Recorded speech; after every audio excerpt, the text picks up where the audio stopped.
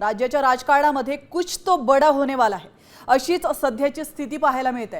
गेल्या 2 दिवसात मोठ्या घडामोडींना वेग आल्याचा आपण पाहतोय।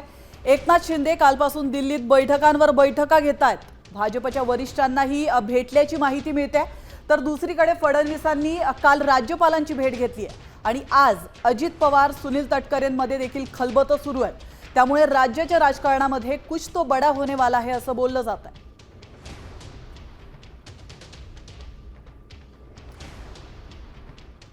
तर आपण पाहतोय एकनाथ शिंदे यांनी दिल्लीमध्ये मुक्काम ठोकलाय। घडामोडींना वेग आलेला पाहायला मिळतोय।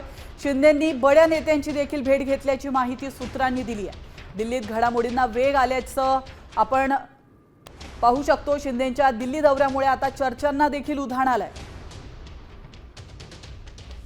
तर आपण पाहतोय शिंदे सध्या दिल्लीमध्ये आहेत। शिंदेंनी अचानक दिल्लीचा दौरा केलेला आहे आणि हा दिल्ली दौरा नेमका कुठल्या कारणाने केलेला आहे, काय मोठं घडणार आहे याची उत्सुकता सगळ्यांनाच लागून आहे।